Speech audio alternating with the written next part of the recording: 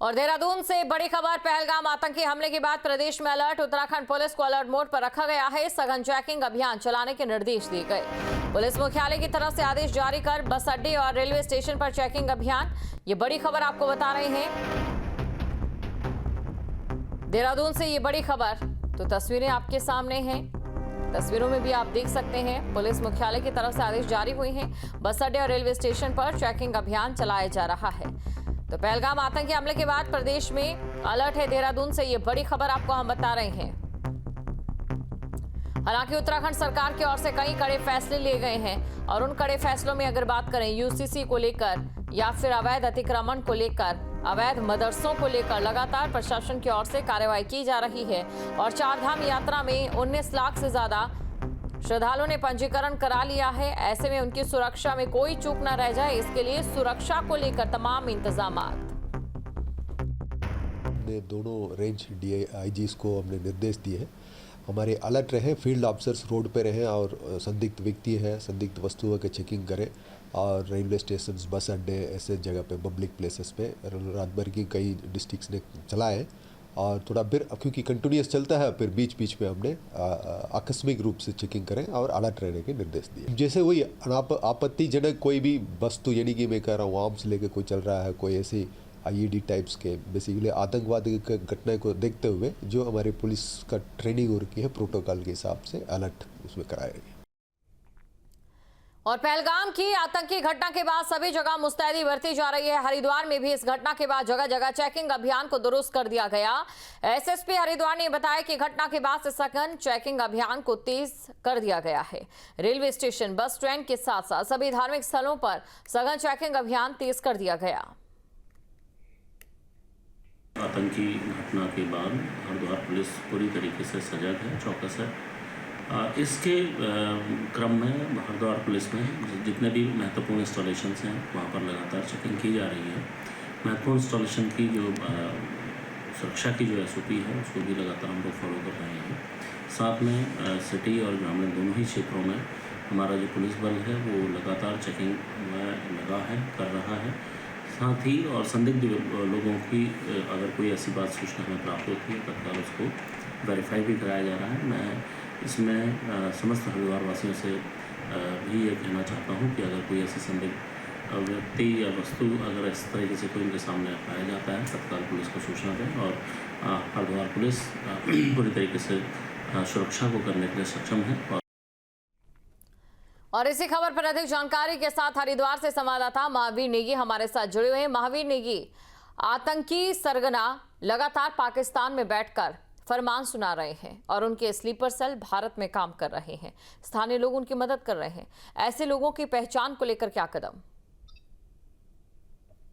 जाहिर सी बात है, चुनौती बड़ी है कि जिस तरह की चीजें सामने आ रही है उसके बाद से चुनौती बड़ी है। और ऐसे में जो स्थानीय प्रशासन है उसका जो खुफिया तंत्र है उसको सक्रिय करने के साथ साथ लोगों को भी जागरूक यहाँ पर किया जा रहा है कि किसी भी तरह की जो असंदिग्ध अगर उन्हें एक्टिविटी दिखाई देती है तो वो तुरंत पुलिस को सूचना दें। और साथ ही नजदीकी जो पुलिस थाना है वहां पर सूचना दें, क्योंकि लोगों की जागरूकता ही इस बड़े एक तरह से हम कह सकते हैं अभियान, जो आतंकवाद के खिलाफ एक तरह का अभियान है, उस पर मदद कर सकता है।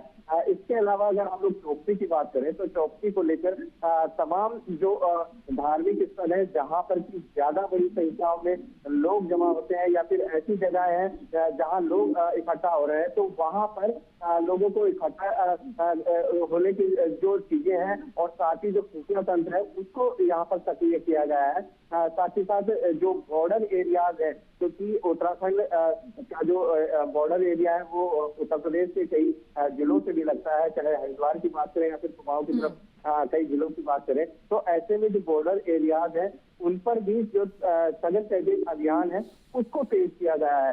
तो इस तरह की जो तमाम चीजें हैं वो एहतियात के तौर पर यहाँ पर बरती गई है, ताकि किसी भी तरह की जो अप्रिय घटना है उसको होने से यहाँ पर रोका जाए। क्योंकि जिस तरह की वारदात सामने आई है उसके बाद से लगातार जो चौकसी है उसको तेज किया गया है। साथ ही साथ जिस तरह से हम देख रहे हैं कि 3 अप्रैल से चारधाम यात्रा शुरू हुई है और चारधाम यात्रा पर पूरे देश ही नहीं बल्कि विदेशों से भी लोग यहाँ पहुंचते हैं। तो ऐसे में जो सुरक्षा व्यवस्था है उसके साथ चौबंद होने के साथ जब जो चौकसी है उसको दुरुस्त करना बहुत ज्यादा लाजमी हो जाता है और पुलिस के लिए बड़ी चुनौती जरूर है। और पुलिस ने जहां अपनी जो तंत्र है उसको तो सक्रिय किया ही है, साथ ही साथ जो स्थानीय लोग हैं उनसे भी जागरूक रहने की भी अपील की है। जी बिल्कुल महावीर, इसी के साथ आपसे ये भी समझना चाहेंगे पहलगाम हमले को लेकर जो चारधाम यात्री हैं उनमें किस तरीके का असर देखने को मिल रहा है? देखिए, क्योंकि केवल चारधाम यात्री ही नहीं, इस हमले से जो देश का नागरिक है वो पूरी तरह से आहत है। क्योंकि जिस तरह की कायरतापूर्ण ये घटना यहाँ पर देखने को मिली है वो कहीं से भी किसी भी जो आम नागरिक है उनको गले नहीं उतर रही है। और जिस तरह की चीजें सामने आई है कि नाम पूछकर धर्म न पूछकर ये वारदात की गई है, तो वो अपने आप में कहीं ना कहीं निंदनीय तो है ही, साथ ही साथ सोचनीय भी है। हालांकि जो यहाँ पर चारधाम यात्रा में आने वाले यात्री हैं वो पूरी तरह से आश्वस्त हैं। उनका कहना यही है कि उत्तराखंड हमेशा से शांतिप्रिय रहा है और इस तरह की घटनाओं उससे कोसों दूर रहा है। लेकिन बावजूद इसके जो स्थानीय प्रशासन है, जो शासन है, वो लगातार इस बात की तस्दीक करने में लगा हुआ है कि यहाँ आने वाले जो यात्री हैं उनको किसी भी तरह की जो असुविधा है वो तो ना ही हो। और साथ ही साथ जो सुरक्षा को लेकर एहतियात है वो यहाँ पर बढ़ते जा रहे हैं। लगातार जो सघन चेकिंग अभियान है, खासकर बॉर्डर एरियाज में, वहां पर सघन चेकिंग अभियान चलाया जा रहा है। देर रात जो आने जाने वाले वाहन हैं उनकी यहाँ पर चेकिंग की जा रही है। किसी भी तरह का संदिग्ध व्यक्ति है उससे पूछताछ यहाँ पर की जा रही है। तो कुल मिलाकर हम कह सकते हैं कि बॉर्डर एरियाज के साथ साथ जो आंतरिक जो क्षेत्र है वहां पर LIU और दूसरी जो एजेंसीज हैं उनको सक्रिय किया गया है ताकि इस तरह की कोई अप्रिय घटना ना हो पाए। बिल्कुल, ऐसी घटना फिर यहाँ पर दोबारा ना हो पाए। जम्मू कश्मीर की बात अगर करें, उत्तराखंड में इसको लेकर पहले भी देखिए सरकार की ओर से कई ऐसे कड़े फैसले लिए गए हैं।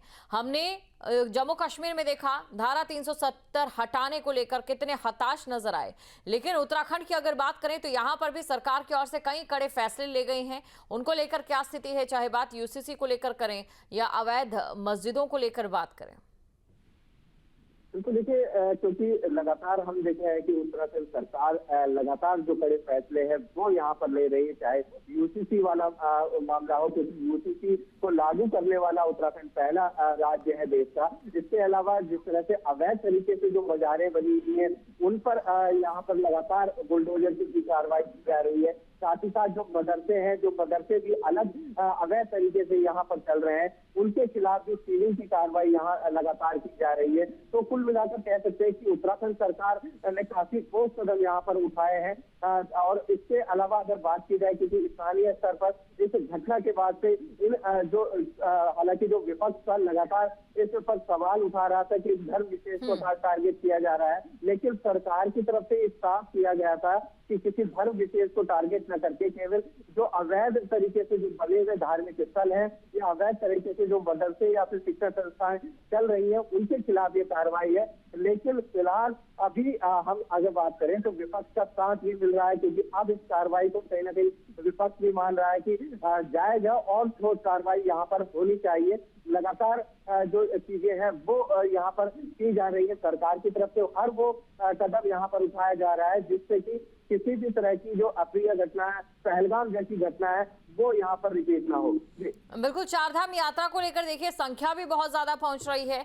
एक बार फिर से रिकॉर्ड भी टूटेगा। 19 लाख से ज्यादा पंजीकरण यहाँ पर हो चुके हैं।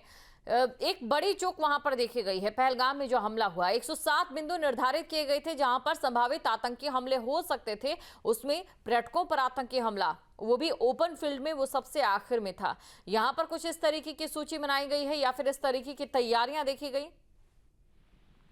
देखिए, क्योंकि पहलगाम की घटना के बाद से लगातार जो शासन प्रशासन है वो अलर्ट मोड पर है और इस तरह की घटना कहीं रिपीट ना हो तमाम वो एहतियात के तौर पर चीजें की जा रही हैं। क्योंकि जिस तरह से अगर मैं चारधाम यात्रा की बात करूं तो चारधाम यात्रा पर जिस तरह का ऑनलाइन रजिस्ट्रेशन का जो रुझान मिल रहा है वो कहीं ना कहीं जो यात्रियों के उत्साह है उसको यहाँ पर दर्शा रहा है। क्योंकि 19 लाख से भी अधिक का रजिस्ट्रेशन होना अपने आप में इस बात की ओर संकेत कर रहा है कि इस बार चारधाम यात्रा के कितने सारे रिकॉर्ड टूट सकते हैं। और इसके अलावा बात की जाए चिन्हीकरण की, क्योंकि धार्मिक जो स्थल है जहाँ पर सबसे ज्यादा भीड़ होती है वहां पर जो सुरक्षा व्यवस्था है उसको यहाँ पर चौकस किया गया है, दुरुस्त किया गया है। क्योंकि पहले जो आमतौर पर व्यवस्थाएं होती थी सुरक्षा की उसको यहाँ पर डबल किया गया है। इसके अलावा जहाँ फुटफॉल ज्यादा है वहां पर लगातार जो स्थानीय एजेंसीज है LIU जो खुफिया एजेंसीज है उनको सक्रिय किया गया है और लगातार हर संदिग्ध व्यक्ति पर नजर रखने की कोशिश की जा रही है। साथ ही साथ जो CCTV कैमराज है उनकी संख्या यहाँ पर बढ़ाने की तैयारी चल रही है। तो कुल मिलाकर हम कह सकते हैं कि एहतियात के तौर पर हर वो संभव प्रयास किए जा रहे हैं जिससे कि इस तरह की घटना का पुनरावृत्ति ना हो। जी बिल्कुल महावीर, तो तमाम तैयारियां हैं, चारधाम यात्रा भी शुरू होने जा रही है। शुक्रिया तमाम जानकारी को दर्शकों तक पहुंचाने के लिए।